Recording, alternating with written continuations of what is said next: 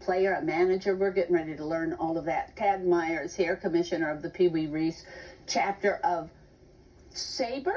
SABR. Okay, and that stands for? Society of American Baseball Research. There you go. That we easy. Call it SABR. SABR. Everybody knows Greg Galliette. He is the president and CEO of the Louisville Bat. So this is really interesting. Sometimes you ever have one of those moments where you go, why don't I know this? Getting that information that you all sent to us, I'm like, why don't I know this? Tad, you have all of this information and you want to make sure people know it. And it's mainly about Felton Snow. Who is he? Well, Felton Snow was a baseball player who moved to Louisville when he was about 10 years old and played in the Negro Leagues.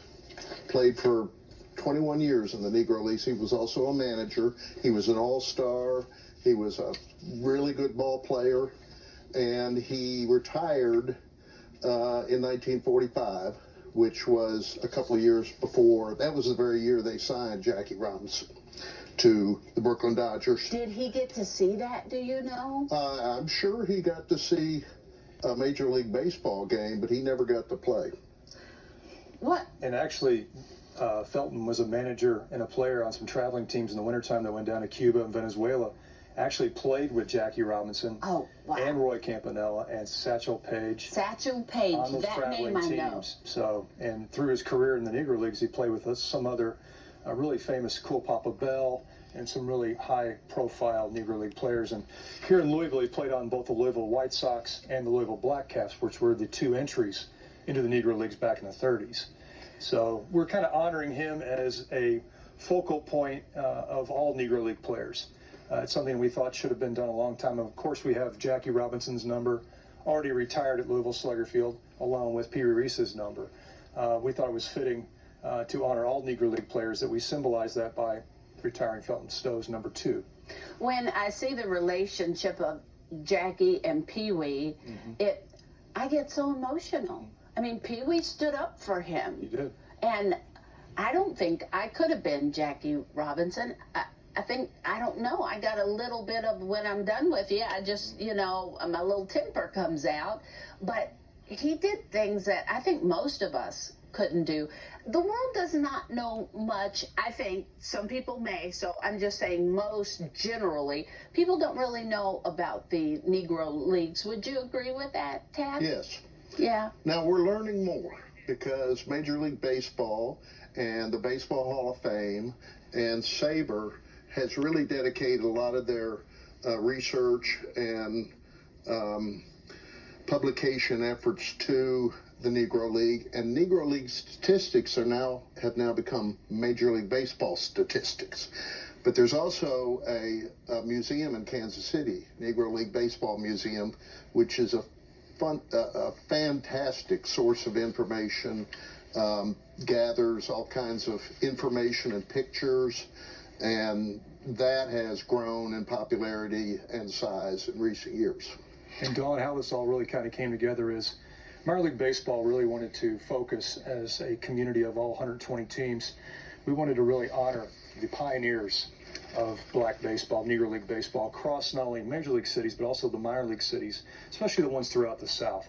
That's why this program was created, and it's actually called the 9.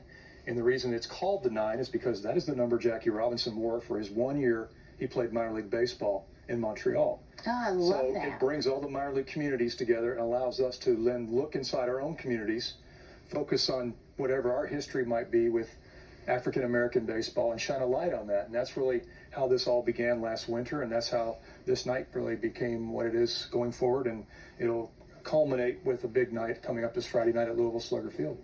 Well, my heart breaks when I think about all of the Negro players who could have been on that field and done big things if, I don't even know how to say it, if we would have looked beyond their skin. That's the stupidest thing in the world. That's the only way I know how to say it. Stupidest thing in the world. Very talented athletes. When you think of these athletes, and the only reason they weren't allowed to play is because they look like me.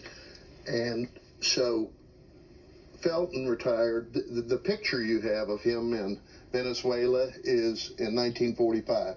Jump forward 20 years, which for somebody my age is a blink of an eye. The best players in the major leagues are Willie Mays, Hank Aaron, Frank Robinson, Bob Gibson, Roberto Clemente.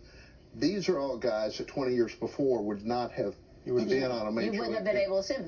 They probably wouldn't be allowed to go into the ballpark. So you've got some big things coming up. Talk about those. Well, starting with Thursday, I'll let Tag go That's with that. Thursday, 1 p.m. Eastern At the Great Marker Cemetery. site. Yeah, in Eastern Cemetery, we're going to have a dedication of a new monument that we're putting up.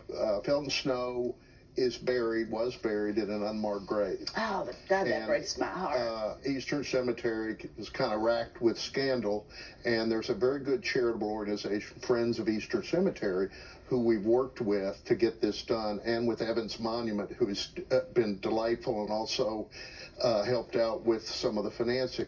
We've raised money from the Urban League, we've raised money from the Bats, from Louisville Slugger, from a variety of SABR members to pay for this monument, and it is going to be put up in time for that. We're going to unveil the monument at the ceremony. Mayor Fisher is going to be there and read a proclamation, and Larry Lester, who is a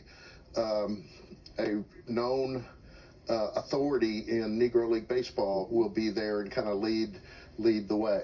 And Greg, you've got a game coming up. It'll culminate on Friday night. We have a game featured on the 9, and obviously prior to that game, we'll retire Felton Snow's number. Yes. Along with his family members will be on hand to take part in that, and that's just part of the program for that night. And then actually the following week on Friday the 16th, we'll actually be showing in our stadium while the Bats are away the movie 42 on our video boards that Friday night to kind of culminate the whole organization of events that we've put together here. So I sat in that movie 42 and wept, and then looked at my mom and said, I'm bringing every child that wants to see this movie, and I got buses. And speaking of buses, we partner with TARC. Oh, yeah. And they're going to be bringing 200 kids from the West Louisville Sports Complex out to our game on Friday night so that they can be on hand and be part of this whole ceremony. And just Nate Payne couldn't make it today. He's one of the two coaches, Nate and Howard Jones, who kept baseball alive in the West End. And the reason he can't make it is he's working hard and he tries to fit it all together. Well, I have to tell you, the Nate, who's always working hard, I'm glad you brought that up. Again, you all, if we can show the time, September 1st at Eastern Cemetery, 1 p.m., that's on Baxter Avenue. And then Friday, 7 p.m., 7:05, the game will start. Louisville Bats baseball game. We always love our Louisville Bats. And Charles Gazaway is the voice. He's here in Wave. He's part of the Wave family. You will hear him that night. Thank you all. Oh, thank you for having us. So very much. You all remember that. And if you can, be part of it. Greater Louisville United Labor Picnic is coming up. We'll tell you all about it. Stay with us.